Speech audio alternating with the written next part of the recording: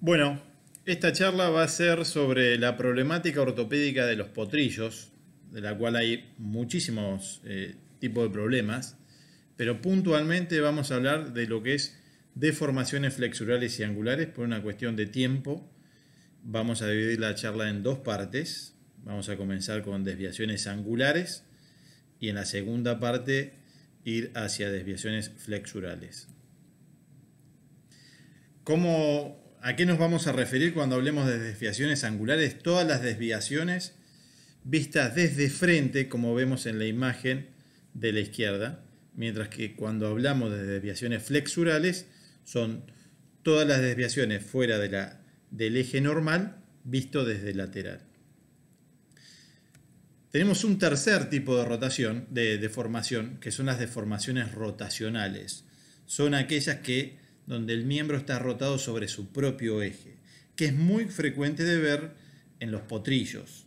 ¿Por qué? Porque el potrillo cuando nace tiene una inestabilidad de los miembros muy largos, y entonces va a llevar los codos hacia el pecho para lograr una estabilidad, y eso va a dar el aspecto de que está chueco hacia afuera. Pero si lo vemos, todo el miembro va a estar rotado. Después, cuando desarrolla el tórax y logra estabilidad, va a enderezar la mano. Siempre los miembros se deben evaluar, como marca acá el dibujo del centro, de frente a cada miembro, no de frente al potrillo. De frente a cada miembro, y ahí vamos a ver la desviación o la alineación que debemos mantener entre, por ejemplo, el carpo, el metacarpo, el nudo y las falanges. La articulación metacarpo-falangiana y las falanges. Eso es lo que se debe evaluar en forma individual. Y esto es lo que es normal. Si nosotros nos ponemos frente al carpo y vemos de costado y vemos que no se mantiene la alineación con respecto al casco, a la cuartilla, eso es completamente anormal. ¿Por qué? Porque cuando el potrillo desarrolle el tórax y rote y corrija su posición de la rodilla, se va a hacer muy estevado, se va a hacer muy el casco hacia adentro, toe in o estevado. Pero bueno, vamos a hablar de desviaciones angulares. ¿Qué es la desviación angular? Es la desviación del eje normal visto de frente, como lo dijimos. Y lo vamos a clasificar de acuerdo a dos formas. Siempre sea de acuerdo hacia dónde va el miembro a distal de la articulación comprometida o del punto comprometido. En general son articulaciones. Se denomina valgus, y en este caso valgus carpal, o sea, se toma la articulación en la cual está, a partir de la cual se desvía, cuando la desviación distal a la misma es hacia lateral. Valgus tiene una L, va hacia lateral, es una pequeña regla mnemotécnica. Ahí vemos, tiramos una línea que va del radio hacia la rodilla y otra línea que va a lo largo del metacarpo, y vemos cómo hay una desviación de ese eje normal. Cuando se desvían desde la articulación hacia adentro, hacia medial, se denomina varus, como ocurre en este nudo de la mano izquierda, visto de frente, la mano izquierda, como va correcto de la rodilla y la caña está derecho, del carpo y la caña, y desde el nudo hacia distal la cuartilla se desvía hacia medial. Entonces uno es valgus carpal y el otro es varus metacarpo falangiano. ¿A qué se deben estas desviaciones angulares? Hay tres grandes causas que producen que los potrillos presenten desviaciones angulares. Las dos primeras son de origen realmente congénito o de desarrollo de los primeros días, y el crecimiento simétrico de la epífisis es más asociado a cuando ya son potrillos de 3, 4 meses, 2 meses, depende de la articulación. Pero ya cuando ha pasado la etapa del primer mes. Con respecto a la laxitud ligamentosa, casi todos los potrillos, por no decir todos, nacen con una laxitud ligamentosa, donde todos los ligamentos están relativamente laxos. Entonces cuando ellos apoyan el miembros tan largos que son, va a existir una desviación de las articulaciones, lo cual es normal. ¿Cómo lo vamos a confirmar? Es muy sencillo. Simplemente cuando el potrillo está echado o se seda, nosotros vamos a manipular la articulación. Si logramos alinearla manualmente, sabemos que es un problema de laxitud ligamentosa, que se resuelve muy fácil. La segunda causa, que puede darnos una desviación angular y es más seria, son aquellos potrillos inmaduros que nacen con una osificación incompleta. Del lado izquierdo vemos lo que son las radiografías de un potrillo recién nacido normal. Los distintos huesos carpales y tarsales tienen sus propios centros de osificación y van desde el centro hacia la periferia osificándose. Y normalmente deben nacer, obviamente, con las placas de crecimiento radial distal abiertos, pero el resto de los huesos deben tener ya su forma y no ser muy redondeados, más bien de un aspecto rectangular. Acá esta flecha del lado lateral marca lo que es normal y que no debe ser confundido con una fractura, que es el proceso estiloideo distal de la ulna, ¿tá? Pero eso es normal. Y en esta flecha se observa una reacción del radio, que también es normal asociado al crecimiento. Pero lo que nos interesa ver en la charla de hoy es el aspecto que tienen estos huesos carpales. Normalmente se sacan radiografías de carpo de frente. Y de tarso el ideal de lateral. Vemos los huesos tarsales que tienen que tener un aspecto rectangular, como lo vemos. ¿Qué pasa con un potrillo que ha nacido inmaduro por distintas causas, problemas de nutrición en la gestación, placentitis, infecciones y demás? Pueden nacer con distintos grados, se ha clasificado en 4 grados diferentes de osificación, donde los huesos pasan a estar, hay casos en los que directamente no se ve la parte ósea, y es todo cartilaginoso, y se ven, pero normalmente se ven así, huesos redondeados, donde el resto de la estructura es cartílago, al igual que en el tarso, se ve muy finito con cartílago. Bien, ¿qué sucede? El potrillo puede nacer correcto, pero si no está osificado, si presenta una osificación incompleta, esas estructuras son de cartílago. Es como si estuvieran sobre plastilina. De esta manera, al cargar el peso normal del potrillo, y si le hacemos hacer esfuerzos intensos, va a producir una deformación plástica. Se va a lesionar ese cartílago, después se va a osificar, pero ya va a quedar deformado.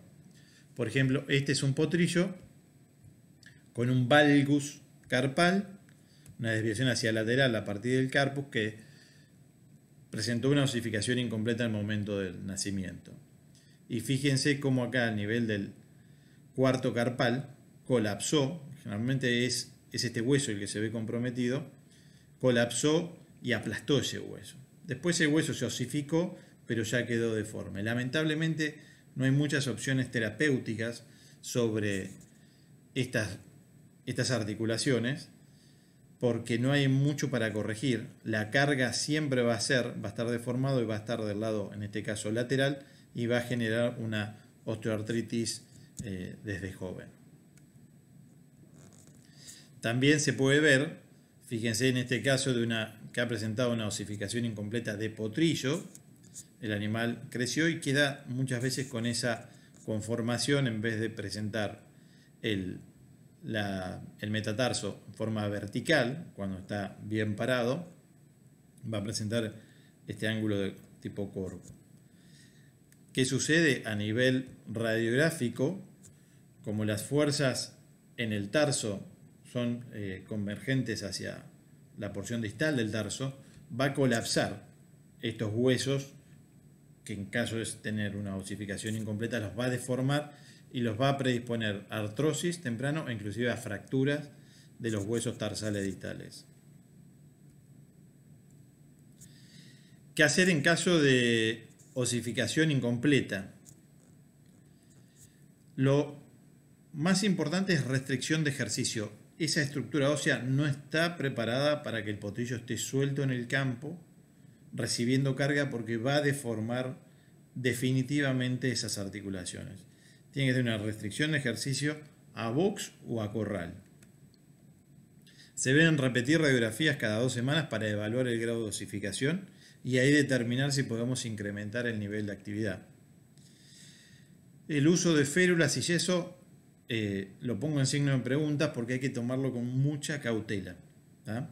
La piel de los potrillos es muy delicada, se puede lastimar fácilmente y ahí pasamos a tener una complicación más a nuestro cuadro.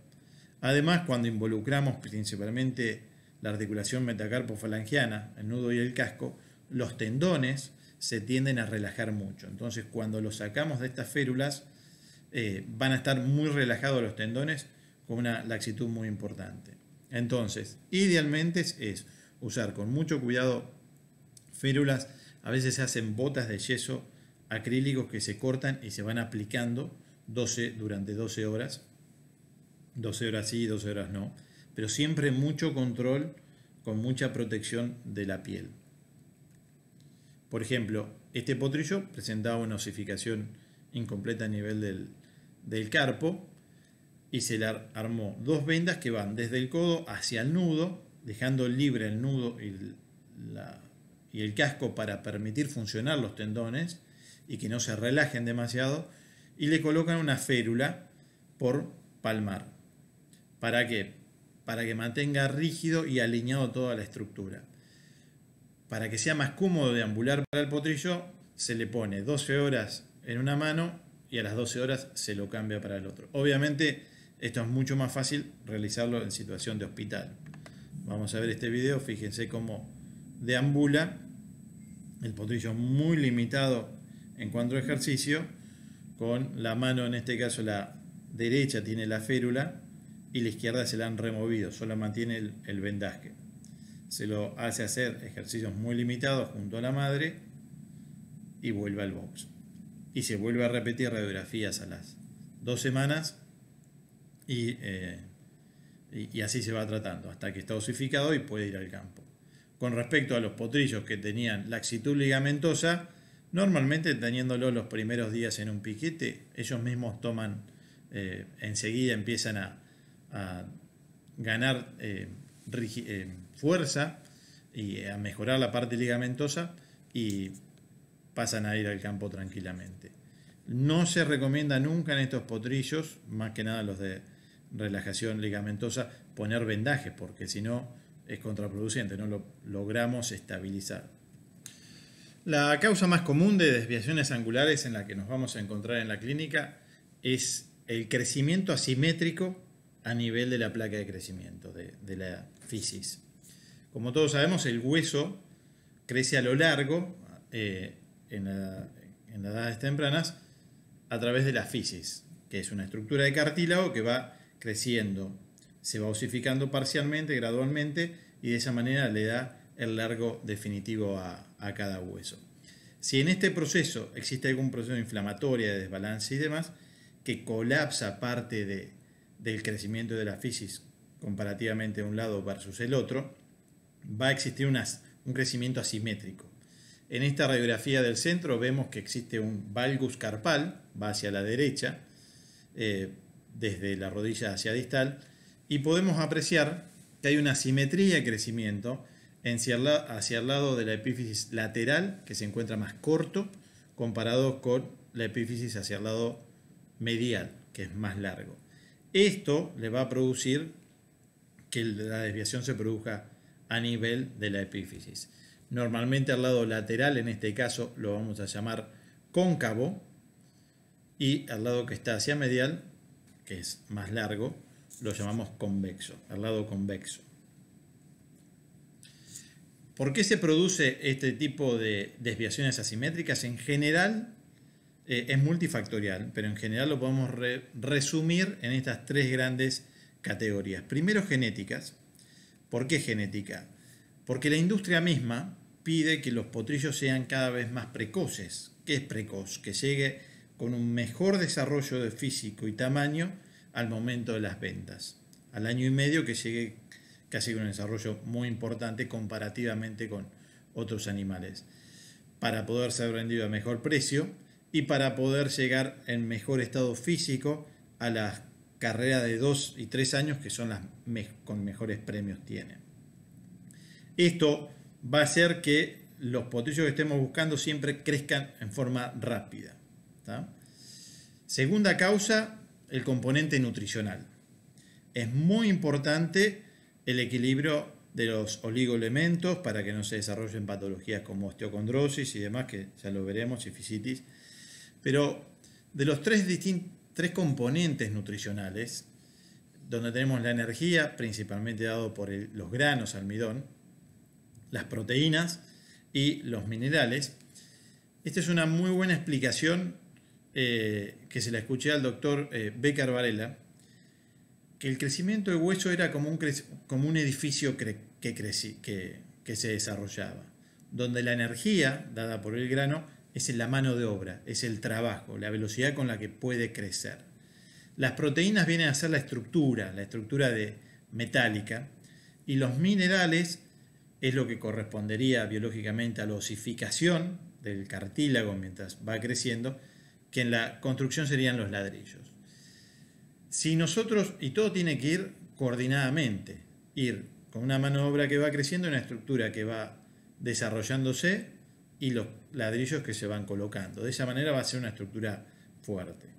Pero si yo le imprimo mucha velocidad, principalmente con energía, y le doy la proteína, va a crecer y no le doy a veces tiempo o por un desbalance o por una cuestión de tiempo, no le doy tiempo a que se armen los ladrillos y vaya armando. De esa manera, el cartílago crece muy rápido, es una estructura relativamente más blanda definitivamente que el hueso, y frente al impacto normal de estar corriendo en el campo, va a producir una inflamación y posiblemente va a producir compresión de un lado y llevar a una desviación angular. Es un ejemplo para mí que ha sido siempre muy gráfico para explicar qué sucede en los animales que se les da mucho de comer. Por ejemplo, cuando no se les da en forma individual, en muchos áreas se da de comer en forma individual, vienen los potrillos a un corral, se los pone cada uno en su comedero y ahí comen cada uno su ración. Y eso es correcto. Pero si uno le distribuye la ración, por ejemplo, todos juntos en una rueda,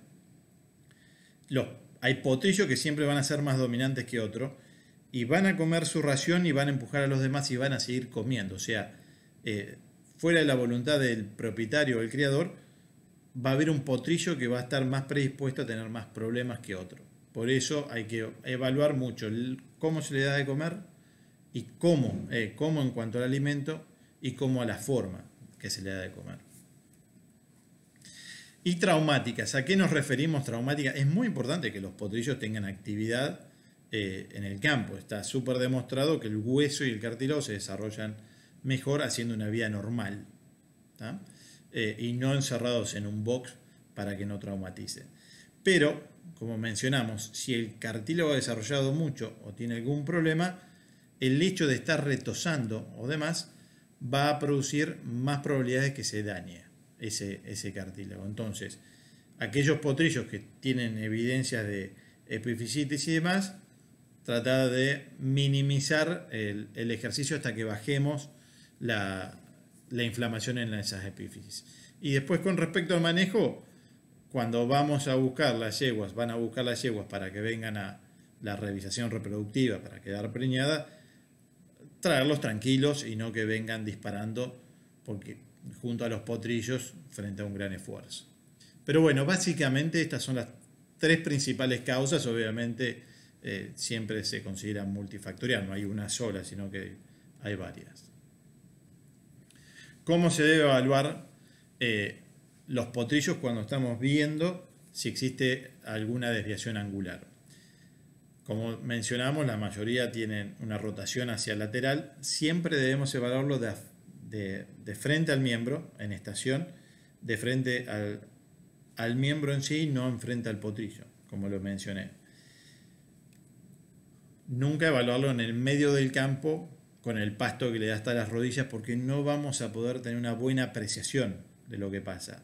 Debemos buscar una superficie plana. Obviamente no lo vamos a traer hasta el pavimento, pero sí en los corrales, tratar de que esté alineado y ahí poder evaluarlo, para tratar de llevarlo a un aspecto práctico y evaluarlo. El ideal, no solo evaluar el potrillo en forma estática, sino dinámica. camine la madre y uno va viendo, tanto de frente como de atrás, tal vez de atrás se aprecia mejor, cómo es el vuelo de la mano. Porque muchos potrillos se los ve derecho, pero tienen desviaciones carpales y de nudo compensatorias, pero cuando hacen el vuelo de la mano tiran hacia afuera. También es importante levantar la mano de cada potrillo, ya eso nos va dando un poco de manipulación sobre los mismos, y ver hacia dónde se desvía, por ejemplo, el nudo, la articulación metacarpofalangiana, hacia dónde se desvía la cuartilla poniéndola en suspensión. Yo siempre digo que uno puede evaluarlo de la vista, debe hacerlo así, pero debe tener agendado o tomar mediciones objetivas, pues son muchos los potrillos que uno ve y es muy difícil recordar si viene mejorando o no. Hoy podemos sacar fotos, con los celulares es una herramienta muy práctica, pero definitivamente les sugiero que tengan esto a mano. Es un goniómetro que se consigue en cualquier casa de ortopedia de humano y nos permite medir los ángulos de desviación. Y un cuaderno para anotar, tan sencillo como eso. ¿Por qué? Porque la determinación de qué tratamiento vamos a hacer depende del grado que tenga de desviación y de la evolución. Hay animales que el grado no es severo y vamos viéndolo cómo va evolucionando en el tiempo. Si está estancado, vamos a modificar nuestro tratamiento para que corrija. La mejor manera es tomar radiografía, la forma más objetiva, y poder trazar líneas que van a... Siempre se deben usar chasis largos para que involucre la mayor cantidad de hueso proximal y distal a la articulación que estamos estudiando. Muchas veces los hacemos poner en diagonal al chasis para que pueda entrar la mayor cantidad de los huesos. En este caso sería el radio y el metacarpo. Se van a tirar líneas a nivel del metacarpo, a nivel del radio, y vamos a determinar el grado de desviación y el punto de inflexión. Normalmente, en la mayoría de cuando no ha habido un colapso carpal, que puede existir, va a encontrarse las líneas a nivel de la articulación radiocarpal o en la misma epífisis. Pero como no es tan práctico sacar radiografías todas las semanas, yo sugiero tomar evaluaciones clínicas, fotos y usar el goniómetro, y frente a cualquier duda de casos muy severos o que no están mejorando, sí tomar radiografías para ver si hay algún caso de colapso o alguna lesión más. Los vamos a categorizar en leves cuando son menos de 10 grados, moderados cuando están entre 10 y 20 grados y severo cuando son más de 20. Obviamente son categorizaciones para tratar de hacerlo lo más explicativo posible. Si tiene 11 grados es moderado a leve, y si tiene 19 es mucho más severo, o sea, no hay que ser tan estructurado. ¿Qué terapia vamos a implementar en estos casos de desviaciones angulares por crecimiento asimétrico? Tenemos dos opciones: opción médica y quirúrgica. Vamos a discutir en qué casos aplicar una versus la otra. En los casos de desviaciones leves, aquellos que tienen menos de 10 grados de desviación, generalmente corrigen solos y lo manejamos por restricción de ejercicio. ¿Por qué corrigen solos? El mismo organismo, de acuerdo a las leyes de Wolff, en aquellas zonas donde tengan compresión, va a estimular el desarrollo de hueso y crecer más. De esta manera, un potrillo que tiene un valgus carpal, siempre hablo valgus carpal porque es la patología más frecuente que vemos a nivel de desviación angular de la rodilla, y a nivel del nudo metacarpofalangiana es más varus. Hay mayor compresión del lado lateral, ¿tá? Por una mayor carga en la zona cóncava. Dentro de los límites fisiológicos de compresión, eso mismo va a estimular el crecimiento y va a permitir enderezar el miembro, o sea, va a crecer más rápido del lado lateral y solamente va a compensar la alineación. Sin embargo, en aquellos casos de una desviación severa, estamos hablando 15-20 grados, es tanta la compresión que genera que va a inhibir el crecimiento, o sea, tanto que queda apretado que ya no le permite crecer. Y de esa manera la opción médica de restricción de ejercicio en estos casos severos no nos va a servir.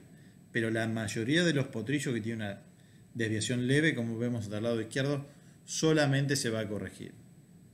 ¿Con qué se va a corregir? Restricción de ejercicio, tanto a box como a corral pequeño, y ejercicio controlado. Sacar la madre y el potrillo que venga caminando a la par.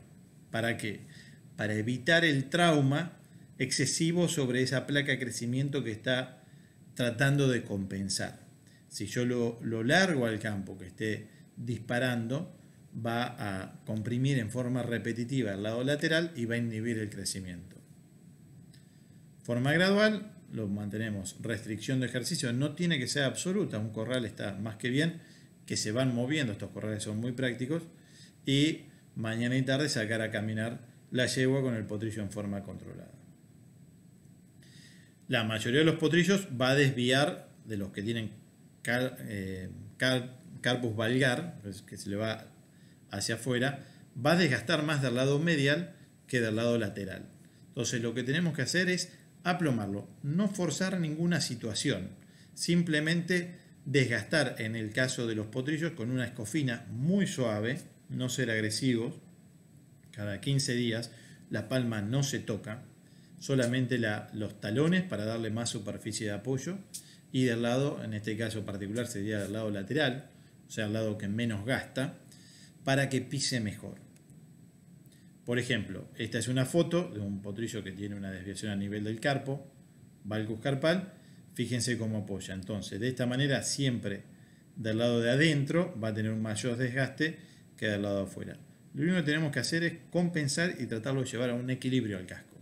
No forzar que quede más bajo al lado lateral, porque estamos sacando superficie de apoyo. Yo creo que el potrillo esté cómodo. Un punto muy importante es controlarlo. Definimos que es leve, bueno, vamos a controlarlo y ver el grado. Y la idea es que va a ir mejorando con el tiempo. Por eso lo tenemos que medir en forma objetiva. Y lo importante, no quedarse dormido. No decir, bueno, vamos a hacer esto y acordarse que volver a medirlo o demás cuando ya ha pasado 5 o 6 meses y ya nuestro potencial campo de trabajo se ha disminuido o eliminado, ya no podemos trabajar. Después lo vamos a ver por qué. Es muy frecuente de ver en los aras los potrillos que vienen topicados con este tipo de blister o cualquier blister rubefaciente, principalmente al lado lateral en el caso de las rodillas, del lado medial en el caso de los nudos, por ser las desviaciones más comunes, con la esperanza de corregir. Eso es una terapia que, vamos a decir, no agrede, o sea, agrede localmente, pero no es que es muy invasiva. Por eso se usa muy frecuentemente. Ahora, ¿es realmente lo que termina solucionando o es el cáustico con la restricción de ejercicio? Yo particularmente prefiero que no le pongan cáustico y que le den restricción de ejercicio, para no tener que quemar esas pieles innecesario si solamente se van a corregir con restricción de ejercicio y acomodando la pisada se tendrían que corregir acomodando la pisada con la escofinada. El uso de botas, yesos, férulas son buenos elementos en ciertas patologías, como vimos en el caso principalmente de osificación incompleta. A mí mucho no me gustan porque la piel de los potrillos, como dije, es muy delicada, se tienden a lastimar principalmente en el punto más convexo, en la porción lateral del carpo siempre se tienden a hacer compresiones, lo termina apretando, y yo creo que es lo mismo, se termina corrigiendo por una restricción de ejercicio. Veo poco probable que el hueso se vaya a enderezar por estar dentro de una bota, o sea, como si lo fuéramos a forzar. Diferente es el caso de la osificación incompleta, que la tengo que mantener derechito para que no se colapse, pero en este caso yo no lo voy a poder enderezar, voy a dejar que el organismo solo lo corrija. Tengan mucho cuidado y si los usan o tienen las botas y las usen, mucha precaución, no es ponérsela y ir a los 5 días a ver qué pasa, porque van a aparecer con lastimaduras feas. Por ejemplo, este potrillo con esta lastimadura en dorsal por en este caso particular, bueno, tenía una flexión, pero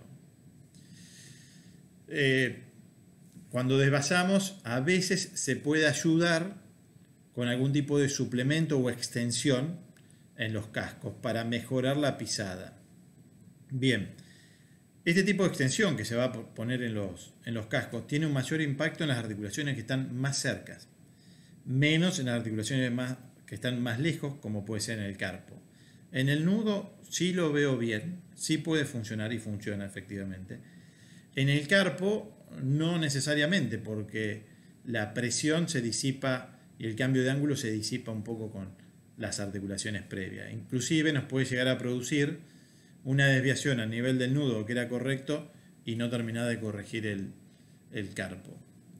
En líneas generales, la mayoría de las patologías que tenemos en nudo de desviaciones angulares son varus carpales, o sea, la desviación, como vimos, hacia adentro, estevado.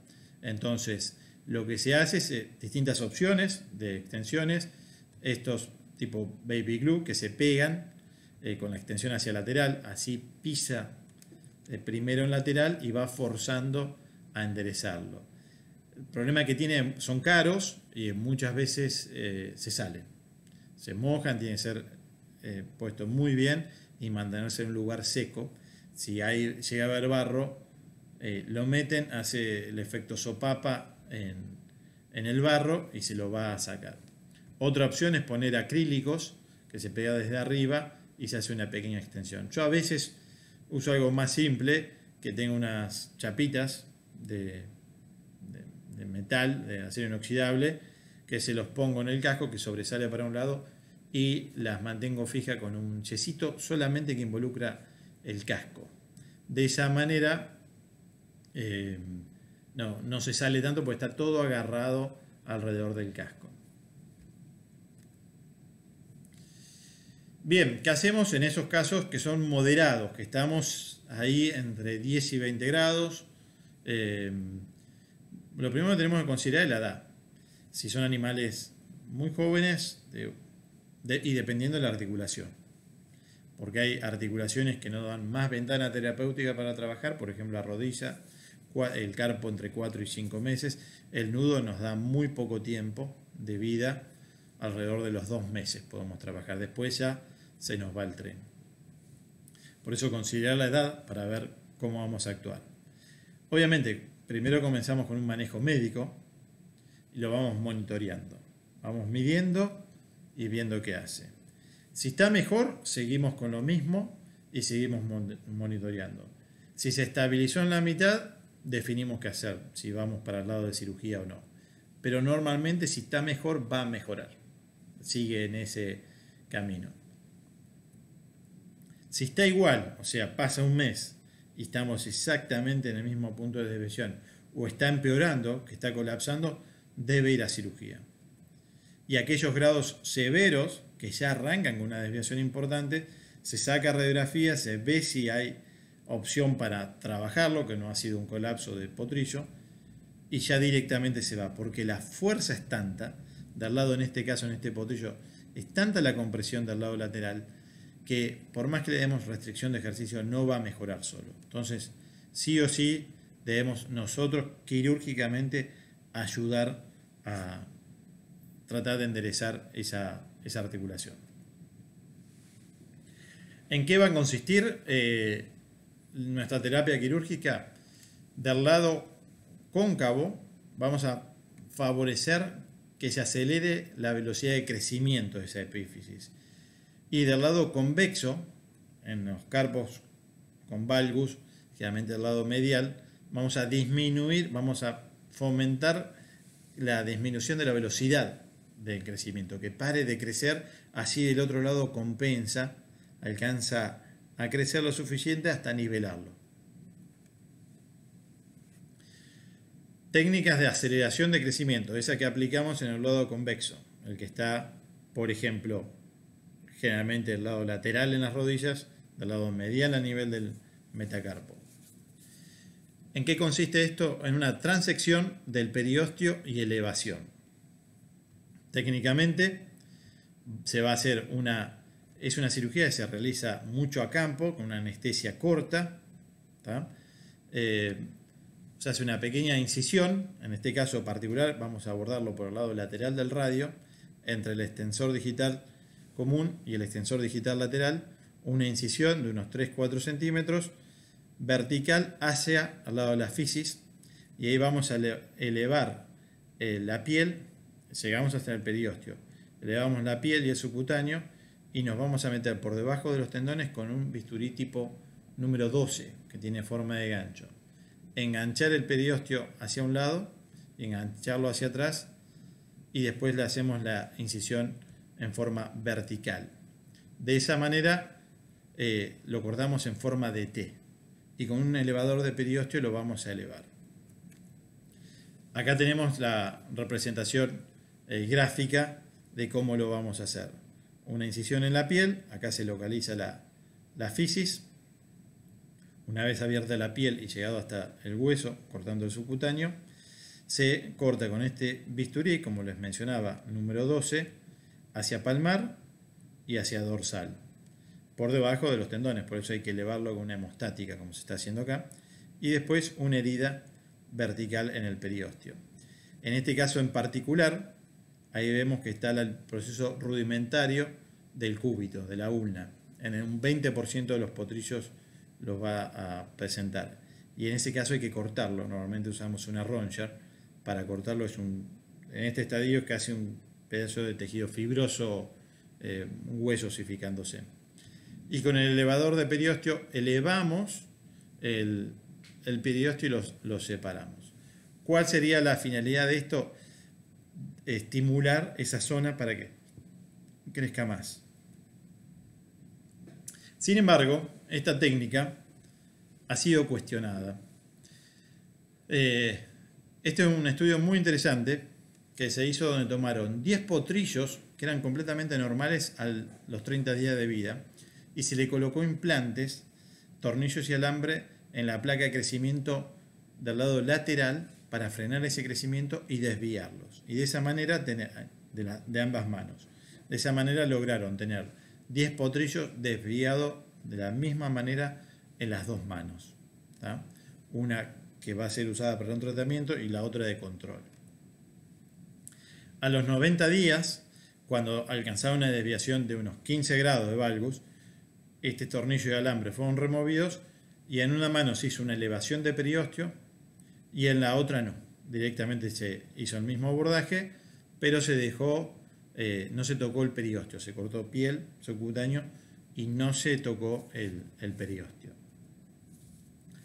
Obviamente los vendaron, los levantaron, todos recibieron el mismo protocolo de rehabilitación que se usa para la elevación de periósteo. Restricción de ejercicio, desvasado correctivo, lo que estuvimos viendo, y las vendas iniciales y el cambio de venda.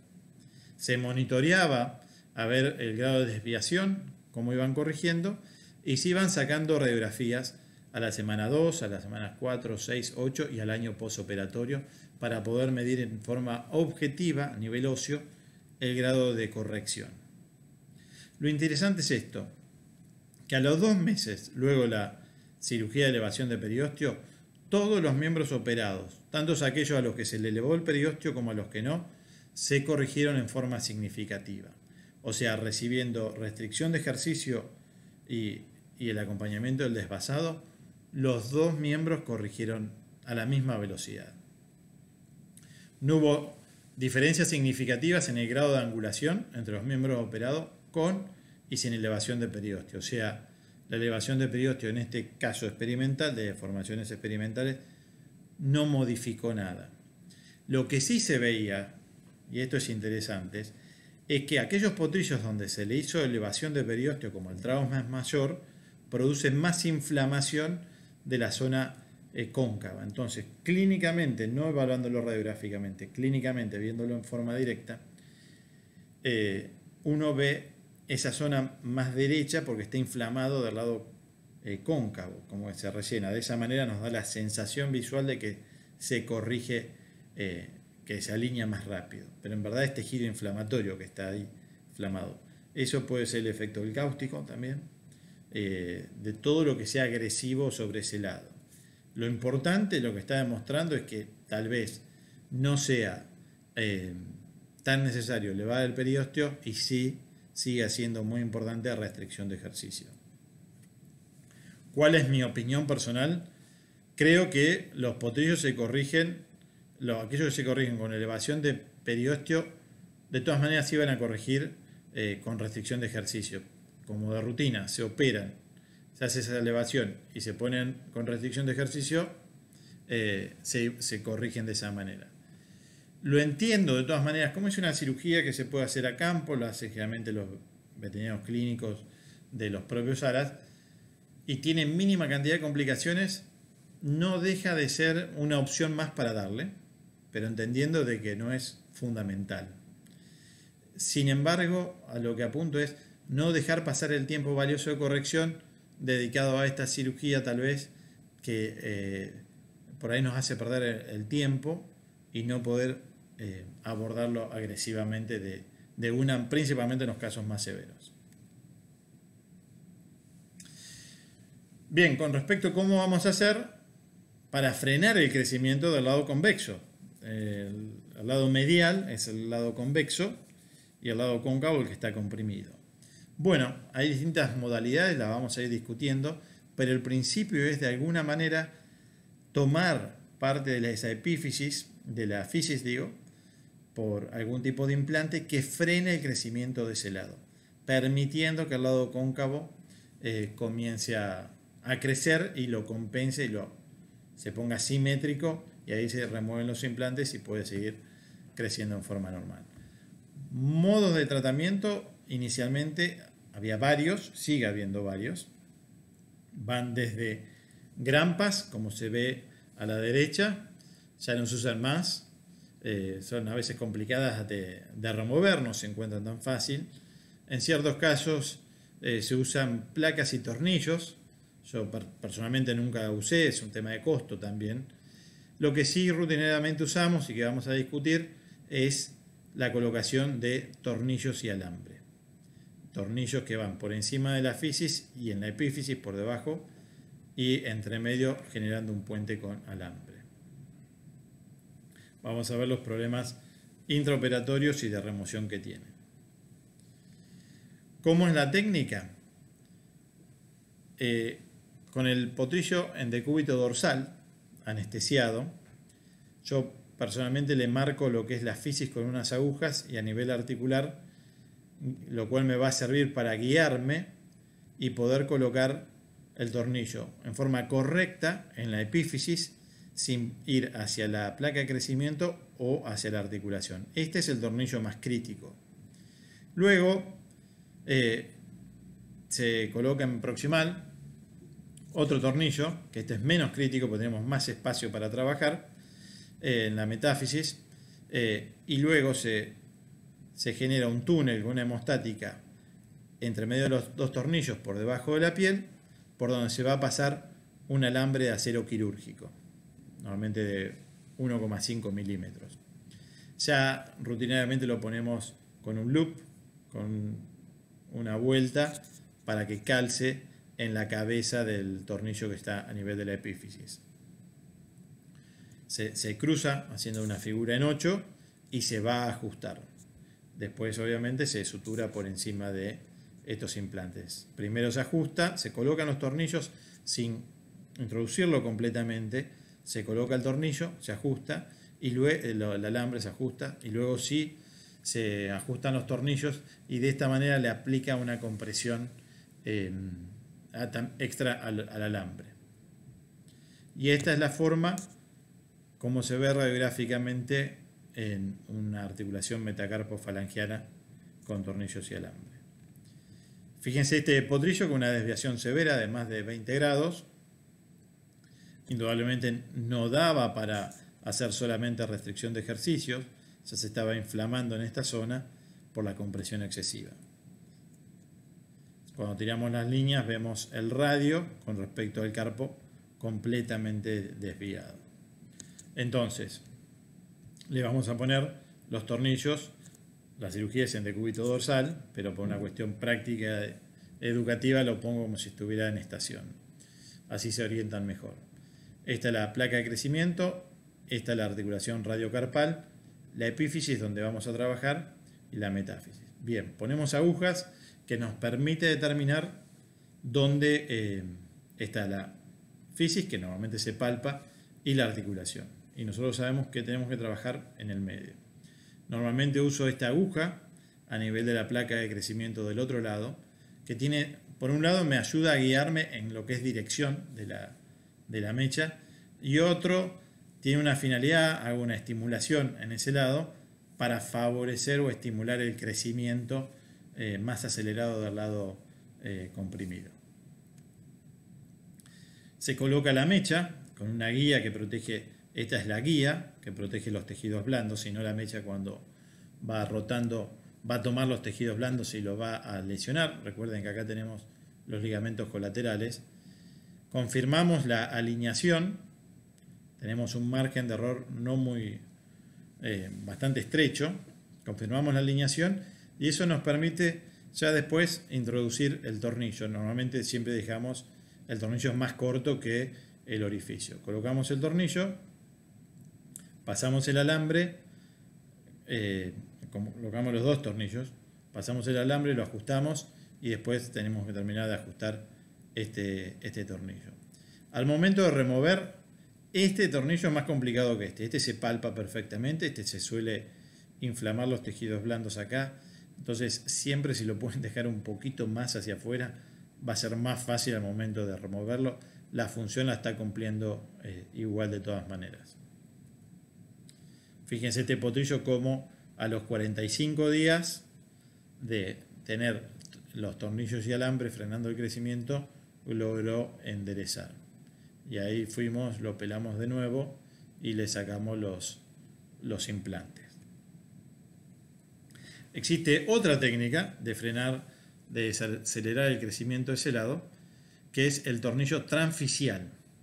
Este es una técnica que se describió en el año 2005 y que básicamente consiste en colocar un solo tornillo que va desde proximal de la metáfisis hacia la epífisis a través de la placa de crecimiento y que por las propias roscas va a frenar el crecimiento de ese lado. Técnicamente es bastante sencillo de colocar, tenemos que tomar ciertas precauciones.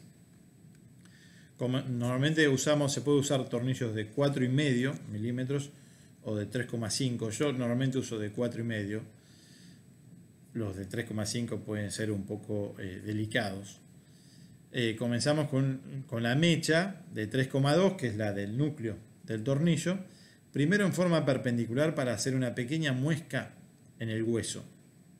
De esa manera no se va a deslizar cuando apoyemos en ángulo la mecha. Y luego sí cambiamos el ángulo y vamos a 70 grados con respecto al miembro. Normalmente tendríamos que buscar entrar dentro entre el primer y segundo cuarto cuando dividimos la articulación de frente. La clave es ir lo más pegado posible para que no nos quede en forma cruzada, que es la tendencia natural cuando uno va en este ángulo. Siempre lo más alineado posible. Con mucho cuidado, normalmente yo tomo la medida de la mecha antes y proyecto por afuera la articulación y taladro y hago sacar radiografías intraoperatorias y confirmo, porque no quiero entrar a la articulación. Necesito pasar la placa de crecimiento, pero no llegar a la articulación. De esta manera después saco la mecha, muchas veces se pone el macho para hacer las roscas en el hueso, pero el hueso de los potrillos es tan delicado que con un tornillo autorroscante, que tiene unas muescas que hace su propia rosca, es suficiente. Y evitamos un paso y una manipulación más. Siempre debe quedar un espacio de unos 4 milímetros o un poco más para que no haga tope y que nos permita llegar con la cabeza hasta el tornillo. Entonces nosotros lo que hacemos es medimos y restamos 4 milímetros al tornillo y ahí vamos con el tornillo. Inicialmente en la técnica se describía hacer un fresado para que apoye mejor la cabeza y que no esté en estrés, porque al apoyar así solamente sin hacer un fresado donde apoya la cabeza, tiene un riesgo de romperse por la compresión asimétrica. ¿Qué sucede? Si nosotros le hacemos un fresado y que apoyaría bien la cabeza, el periósteo va a crecer por encima, o puede crecer, y nos va a dificultar la extracción del tornillo en el tiempo que lo tengamos que sacar. Y además va a producir una reacción que en las radiografías de precompra, que se sacan antes de las ventas de los potrillos, se va a notar esa reacción del periósteo. Entonces, de esta manera, como no son tornillos tan sometidos a una gran presión como puede ser por una fractura, yo personalmente no le hago el fresado, los apoyo directamente así y me permite localizarlo mejor y sacarlo mejor. En el caso del tarso son menos frecuentes que a nivel del carpo las desviaciones, pero acá vemos como si tiramos la línea a nivel de la tibia y del metatarso, vemos la desviación importante que hay, que en este caso coincide con la tibia. Fíjense cómo lo manejaron con vendajes y alguna férula y termina lastimando siempre el punto de hueso más prominente, en este caso el maléolo medial, que hace compresión con la piel y la férula. Por suerte nos permite trabajarlo con la piel sana por acá abajo. Se hace de nuevo, obviamente anestesiado. Como tenemos muy poco espacio, fíjense, esta es la tibia, este es un frente de tarso, el astrágalo con el calcáneo. Tenemos la placa de crecimiento, la cual debemos pasar a través de la misma. Pero tenemos la articulación muy cerca. De esa manera no podemos cometer el error de ir más hacia axial porque podemos entrar en la articulación. Técnicamente lo que hago es pongo primero una aguja, saco radiografías, veo si la posición es óptima y el ángulo y proyecto dónde iría el tornillo. De esa manera se pone muchas veces una guía, se taladra sobre la misma para no perder el ángulo y se coloca el tornillo. Si ven acá, ha taladrado un poco más hacia arriba a propósito para que pueda llegar a hacer tope y no chocar contra el fondo ciego. Pasando perfectamente por la placa de crecimiento y sin tocar la articulación que está acá. Bien, siempre la duda es qué tipo de técnica de retraso de crecimiento hacemos, tornillos transficiales o tornillos y alambre. Depende de la articulación, depende de la edad y depende del grado. ¿Tá? Definitivamente poner tornillos transficiales te produce que sea técnicamente más fácil, es poner un tornillo versus dos tornillos y un alambre. Estéticamente quedan mucho mejor. Los alambres, como dije, tienden a generar una mayor fibrosis en esta zona comparado con esto, donde estéticamente dejan muy poca cicatriz inicial. Después se remodelan. Otra diferencia es la facilidad para extracción. La mayoría de estos tornillos es removido muy fácilmente, uno lo puede palpar y sacar. En estos casos el tornillo proximal sí es más fácil, el distal, como les comenté, es más complejo. Yo de rutina coincido con el radiólogo, pongo agujas para poder entrar precisamente a sacar ese tornillo y no tener que hacer mucho trauma ahí en la zona de los ligamentos colaterales. O sea, son muchas las ventajas estéticas del tornillo transficial con respecto al tornillo de alambre. Pero ¿cuáles son las ventajas mecánicas? Los tornillos transficiales no se ponen en compresión, se pone en posición, o sea, se taladra a todo lo largo con una mecha y se pasa el tornillo y no está comprimiendo. O sea, nosotros debemos esperar un tiempo que crezca esta fisis para ahí empezar a comprimir. En cambio, con la técnica de tornillo de alambre nos da una compresión inmediata a partir del mismo momento de cirugía, porque nosotros al haber ajustado el alambre y después ajustado los tornillos, eso ya está haciendo compresión y frenando el crecimiento del día 1. Personalmente, ahí lo vamos a discutir, pero tuve la oportunidad de operar un potrillo que era desviado de los dos carpos, tenía valgus carpal en los dos. Y una rodilla estaba lastimada por las férulas que le habían puesto, y la otra no. Entonces, obviamente, la que estaba lastimada en esta zona no me permitía poner un implante por debajo de la piel porque las chances de infección eran muy altas. Entonces decidí poner tornillo en una rodilla transficial y tornillo y alambre en la otra. Entonces fue un único caso que pude hacer eso, distintas técnicas en el mismo animal, pero fue interesante porque fue un muy buen control. El del tornillo y alambre, siendo las dos desviaciones iguales, corrigió mucho más rápido que el del tornillo transficial. Repito, es un solo caso, pero fue un buen comparativo. Hay un estudio, fue publicado en el Equine Veterinary Education en el año 2009, donde evaluaron de la misma manera la diferencia de, en este caso, colocar un tornillo transficial comparado con dos tornillos y alambre para frenar el crecimiento a nivel del nudo. Si vemos de frente el nudo de la mano derecha tiene un tornillo transficial con menos inflamación en la zona, mientras que de la mano izquierda con mucho más inflamaciones, mucho más trauma, más material quirúrgico. Y la conclusión de ello es que los tornillos transficiales en los nudos corrigió más rápido que tornillos y alambre, y estéticamente quedaron mejor.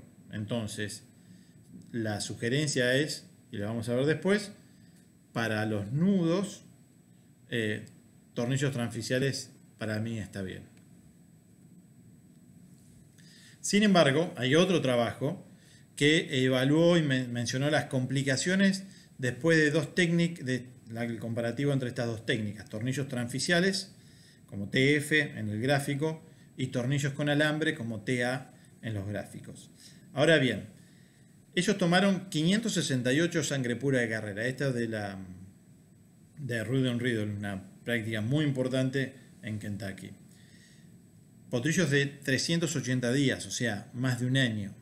A esa edad no es tanto el carpus valgar, valgus, sino más varus a nivel carpal, que muchas veces es muy sutil.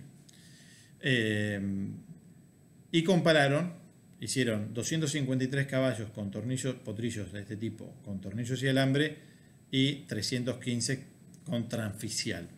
Y compararon la tasa de complicaciones.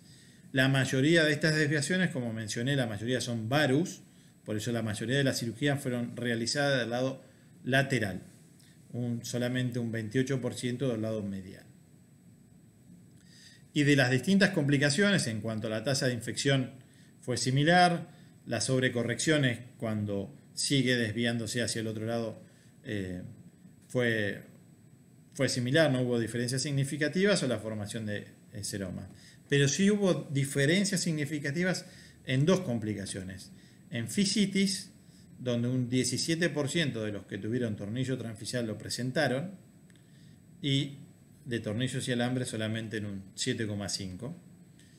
Y colapso de la placa de crecimiento, que ocurrió en el 4,4% de los casos, y ningún caso de tornillo y alambre. Tema de la fisitis. ¿Qué es la fisitis? La inflamación de la placa de crecimiento. Se dio más en los potrillos donde el tornillo atravesaba la placa de crecimiento. No deja de ser un cuerpo extraño, un implante que va a producir un grado de inflamación. Mientras que el colapso a nivel articular, a nivel de la placa de crecimiento, disculpen, se produjo en un 4% en los caballos que le habían puesto un tornillo transficial. Acá tienen las placas preoperatorias publicadas de este trabajo, las posoperatorias donde hay un colapso de la placa de crecimiento. ¿A qué se debe esto? A que cuando uno coloca el tornillo, el crecimiento está detenido, pero está frenando. Cuando lo saca, potencialmente se ha dañado esa osificación endocondral, no ha podido osificarse y quedó parte del cartílago retenido. Entonces, unos 2 meses después de sacar los tornillos, al tener cartílago retenido, se puede colapsar sobre esa zona y es una complicación que va a comprometer deportivamente a estos pacientes. ¿Qué tiempo tenemos para operar? Y eso, nosotros dependemos de la tasa de crecimiento de las placas de crecimiento. Si uno ve radiografías, muchas de las placas de crecimiento del radio, por ejemplo, es común verlo abierto hasta los 2 años, 2 años y medio. Pero no significa que estén metabólicamente muy activos y que estén creciendo. Nosotros tenemos unas ventanas terapéuticas donde el cartílago está creciendo rápido y nosotros podemos actuar. ¿Por qué? Porque nosotros tenemos que frenar de un lado para permitir que crezca y compense del otro. Si no está creciendo, ya entramos en una etapa de que está abierto pero no está creciendo, no nos va a compensar porque no va a crecer tanto del otro lado. Entonces, con respecto a la cuartilla y el metacarpo o metatarso, el crecimiento mayor es en los primeros 2 meses. Entonces nosotros tenemos una ventana terapéutica muy estrecha. Los evaluamos, normalmente el primer mes le das de ver cómo evoluciona y si ves que está muy mal o no va evolucionando con tus desbases o tus extensiones, alrededor de los 2 meses hay que hacer algo. ¿Tá? El radio nos da más tiempo, igual es muy similar a la tibia un poco menos, pero el radio con las desviaciones angulares nos da hasta 4 meses, los vas manejando médicamente, aquellos casos leves o moderados, y ya a los 3-4 meses tenés que definir qué vas a hacer, para que no se nos pase la edad de los 6 meses.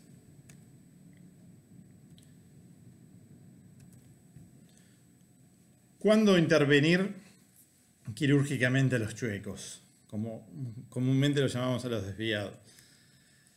Estas son mis reglas y obviamente va un poco en base a la experiencia y a los criterios de cada uno.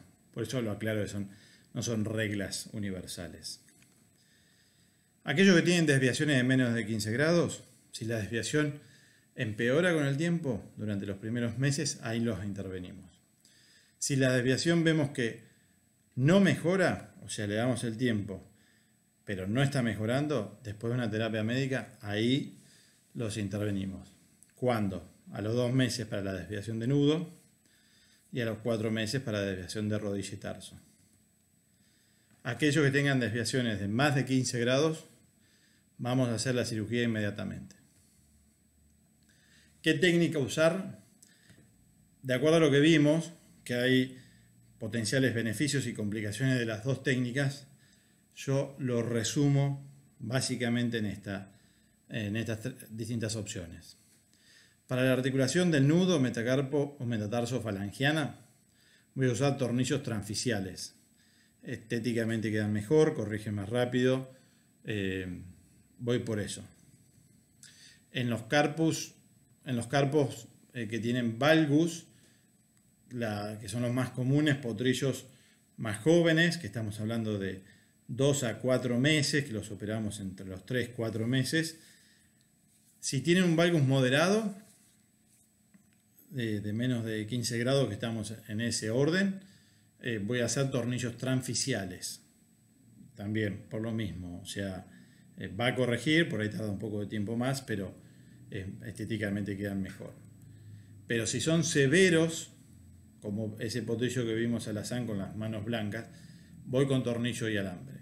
Me parece que es mucho más agresivo, comprime mucho mejor, obviamente estéticamente lo compromete, pero después con el tiempo remodela. Y en caso de potrillos de 1 año, que son presentados principalmente con varus, ahí voy con tornillo y alambre por las complicaciones de fiscitis y colapso de la placa de crecimiento que fue descrito. Bueno, esta es la parte 1 de desviaciones angulares. En otra sección grabaremos la parte de desviaciones flexurales.